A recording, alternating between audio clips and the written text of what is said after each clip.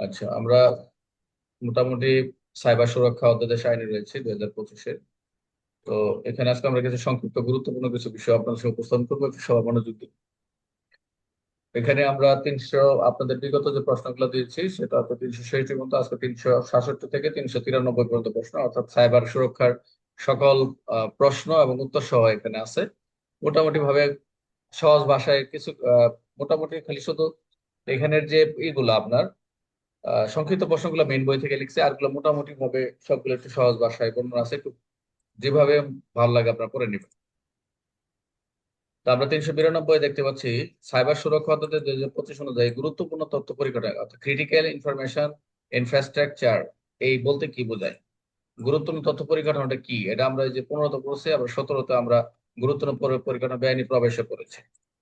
তো সাইবার সুরক্ষা অধ্যাদেশ 25-এর 2-এর ঝ অনুযায়ী এটা বিধান বা এই অনুযায়ী বা মোতাবেক গুরুত্বপূর্ণ তথ্য পরিকাঠামো বোঝাচ্ছে যে ক্রিটিক্যাল ইনফরমেশন ইনফ্রাস্ট্রাকচার অর্থ হলো সরকার কর্তৃক ঘোষিত এরূপ কোনো বাহ্যিক, আই রিপিট, সরকার কি থাকবে, ঘোষিত থাকবে এরূপ কোনো বাহ্যিক অথবা ভার্চুয়াল অথবা পরিকাঠামো, বাহ্যিক যেটা আমরা দেখতে পাই, ভার্চুয়াল তথ্য পরিকাঠামো, আহ যাহা কোনো তথ্য যেটা ইনফরমেশন থাকবে, উপাত্ত থাকবে। তথ্যপাত্য একটা আমাদের একটা সংজ্ঞা আছে, পরবর্তী যা দেখবেন উপাত্ত ভান্ডার।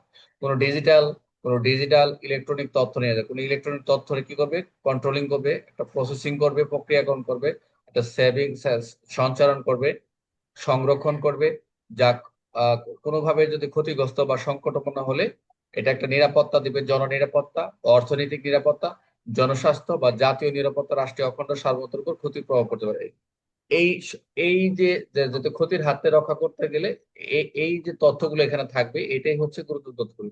আপনার সহজভাবে লিখতে পারেন, পরীক্ষা যদি আসে এটা আসবে এমসিকিউ, যে গুরুত্বপূর্ণ পরিকাঠামো নিম্নবর্ণিত কোনটি বোঝায়, তখন এখানে এটা একটু রিডিং করে দিবেন। এটা পরীক্ষায় আপনার রিটেনের জন্য সংক্ষিপ্ত আমি দিয়ে রাখছি শুধু এমসিকিউ এর জন্য, কিন্তু পড়েন। অনেকে তো এগুলো পড়বে না, বুঝতে পারছেন, এগুলো অনেকে পড়বে না। জাস্ট এগুলো রিডিং করলেই হবে, এগুলো মুখস্থ করার দরকার নাই। এখানে মুখস্থ কোনটা করবো আমি বলবো, এটা মুখস্থ থাকে রিডিং।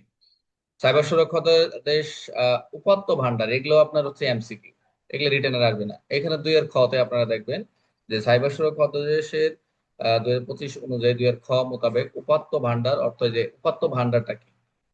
এই যে আমরা যে ট্যাক্স, এই যে লেখালেখি করি, এই যে আমি আপনাকে ট্যাক্স করতেছি, ইমেজ দিচ্ছি, অডিও দিচ্ছি, ভিডিও পাঠাচ্ছি, এইগুলো যে আকারে উপস্থাপিত কোন তথ্য, ডিজিটাল স্বাক্ষর, সংযুক্ত বিযুক্ত ডিজিটাল ডকুমেন্টস, ইলেকট্রনিক ফাইল, জ্ঞান, ঘটনা, মৌলিক ধারণা, নির্দেশন থাকে এখানে। এখানে দুইটা বিষয়, একটা হচ্ছে ওই যে শরীয়তে, আর একটা শরায়াতে, দুইটা বিষয় বলছে, আপনার নিজের মতো করে ক্লিয়ারিফাই করুন।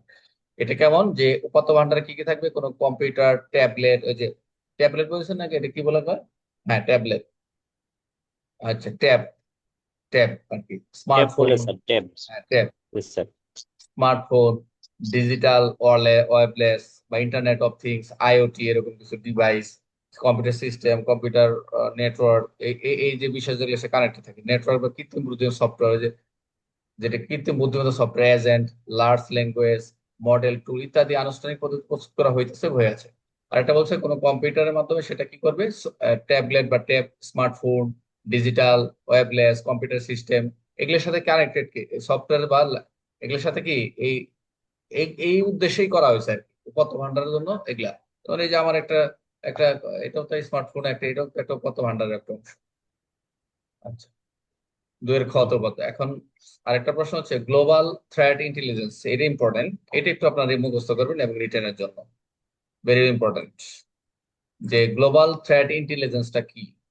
বোঝা যাচ্ছে গ্লোবাল একটা বিশ্বায়ন, থ্রেট মানে হুমকি, ইন্টেলিজেন্স মানে এটা গ্লোবাল থ্রেটকে হুমকি থেকে রক্ষা করার জন্য প্রতিরোধমূলক যে ব্যবস্থা, রাষ্ট্রকে হুমকির হুমকির বিরুদ্ধে যে প্রতিরোধমূলক ব্যবস্থা গ্রহণ করার সহায়তা করে, এই যে গ্লোবাল থ্রেট ইন্টেলিজেন্স কে এটাতে আসতে পারে। আচ্ছা, তাহলে এটা 2-এর ঝতে বলছে, ঝ, ঝালকাঠির ঝতে বলছে গ্লোবাল থ্রেট ইন্টেলিজেন্স অর্থ এমন একটা প্রক্রিয়া পদ্ধতি কর্ম প্রক্রিয়া পদ্ধতি যার মাধ্যমে গুরুত্ব তথ্য পরিকাঠামো, ওই যে আমরা উপর থেকে যেটা দেখেন, গুরুত্ব তথ্য পরিকাঠামোর যে সাইবার সুরক্ষা দিবে, অর্থনীতি, স্বাস্থ্য, অন্যান্য গুরুত্বপূর্ণ হার্ডওয়্যার সফটওয়্যার, অর্থাৎ এগুলো কি ইলেকট্রনিক সাইবার সাইবার স্পেসে যা যা মানে সাইবারে যা যা রয়েছে, এগুলো কি করবে, হার্ডওয়্যার বা সফটওয়্যারে কি করবে, এই সফটওয়্যার খাতে বৈশ্বিক যে হুমকি আসতে পারে, ডিজিটাল সার্ভারে যে যে যে কতগুলা রয়েছে, তো গুরুত্বপূর্ণ তথ্য পরিকাঠামোতে যে বৈশ্বিক যে হুমকি, গ্লোবাল থ্রেট এবং ঝুঁকি থাকতে পারে, যে কোনো তথ্য লগ সংগ্রহ, বিশ্লেষণ, রিপোর্ট করা, যার কোনো উদ্দেশ্য হলো সঠিক এবং প্রাসঙ্গিক রিপোর্ট করা। সাইবার ডিফেন্স, এই যে সাইবার ডিফেন্স নিবে, কৌশল সমাধান করা, যা কোনো ব্যক্তি ব্যক্তি বুদ্ধি, এজেন্ট, প্রতিষ্ঠান, এই যে যেগুলো থাকবে, বুদ্ধিমত্তা থাকতে পারে, এজেন্ট, প্রতিষ্ঠান, যেগুলো যে সকল সেবা প্রদান প্রতিষ্ঠান, রাষ্ট্রকে এইসব থেকে কি করবে, হুমকির বিরুদ্ধে প্রতিরোধমূলক ব্যবস্থা গ্রহণ সহায়তা করবে, এই গ্লোবাল থ্রেট ইন্টেলিজেন্স কাজটা করবে। অর্থাৎ এক কথা হচ্ছে, রাষ্ট্রকে হুমকির বিরুদ্ধে প্রতিরোধ ব্যবস্থা গ্রহণ হচ্ছে গ্লোবাল থ্রেট ইন্টেলিজেন্সের কাজ। এটা বলবে জব। আর এটা হচ্ছে রেসপন্সি, এনসিইআরটি, এটা হচ্ছে এমসিকিউ। জাতীয় কম্পিউটার ইমার্জেন্সি রেসপন্স টিমের কাজটা কি? রেসপন্স টিম এনসিইআরটি কি? এটা হচ্ছে যে দুইয়ের ইও, মিয়ার ইও, জাতীয় কম্পিউটার রেসপন্স টিমটা national cyber emergency response. NCERT এটা হলো এমসিকিউ, এটা পরীক্ষা দিতে না, এটা এমসিকিউ। নোট করবেন, যেগুলো যেগুলো যেভাবে বলে ওই পড়বেন, অতিরিক্ত প্রেশার নেওয়ার দরকার নেই। সরকার কর্তৃক এটা একটা সত্তা, যা সাইবার আক্রমণ, এই যে এই রেসপন্স টিমের একটা সাইবার আক্রমণ, সাইবার সুরক্ষা, যদি সাইবার আক্রমণ, সাইবার সুরক্ষার কথা লিখবেন, ঘটনা পরীক্ষা নিরীক্ষা করবে এবং ফোরকাস্ট, পর্যালোচনা এবং সাইবার সুরক্ষা আইন প্রয়োগের কারিগরি জ্ঞান নির্মাতা এবং বিস্তারে কি করবে, এর বা সহায়তা করবে, সাইবার অপরাধ আইনি তদন্ত সকল ধরনের প্রযুক্তিগত সহায়তা করবে। এটা হচ্ছে এনসিটি আমরা রেসপন্স টিম আমরা দেখবো, যে ইমার্জেন্সি হলে তারা এনসিআরটি টিমরা তারা কি করে, তথ্যগুলো কালেকশন করে। এটা হচ্ছে আপনার দলীয়। আর এটা হচ্ছে যে সাইবার নিরাপত্তা অপারেশন সেন্টার, এটা দুই লাইনেও লেখা যায় এনএসওসি, এটা হচ্ছে এমসিকিউ। এগুলো অ্যাড হয়েছে, আগে এগুলো ছিল না। এনএসওসি আর কি, নিরাপত্তা অর্থাৎ জাতীয় cyber, national cyber security centre, এটা বলছে। N the national, S the security of the operation city centre, অর্থাৎ একটা রাষ্ট্র সমর্থিত একটা জাতীয় পর্যায়ে সাইবার নিরাপত্তা নিশ্চিত করার জন্য এটা কাজ করে, মনে রাখবেন। এটা জাতীয় গুরুত্বপূর্ণ ভাবে অবকাঠামো, যেমন বিদ্যুৎ, জ্বালানি, স্বাস্থ্য সেবা, এই যে বিদ্যুৎ টিদ্যুৎ, জ্বালানি, যোগাযোগ ব্যবস্থা, সরকারের ডাটা সিস্টেমের সাথে সংরক্ষিত নিশ্চিত করে। এবং এটার সাথে আর কেন্দ্রীয় ভূমিকা পালন, জাতীয় সাইবার নিরাপত্তা অপারেশন সেন্টারের সাথে হুমকি শনাক্ত, এই যে এনওসির কাজ, এবং শনাক্ত করে প্রতিরোধ মোকাবেলা করে। এগুলি রিডিং করবেন, এখানে লিখছি। পরবর্তী পদক্ষেপ বিশ্লেষণ পরিচালনা, এটি রাষ্ট্রের বিরুদ্ধে সাইবার আক্রমণ, সাইবার সন্ত্রাস সবই ঢুকাই দিচ্ছে। এবং ক্রিটিক্যাল ইনফ্রাস্ট্রাকচার, ওই যে গুরুত্ব তথ্য পরিকাঠামো লক্ষ্য করিয়া পরিচালনা আক্রমণের প্রতিরোধ সক্রিয় ভূমিকা পালন করে।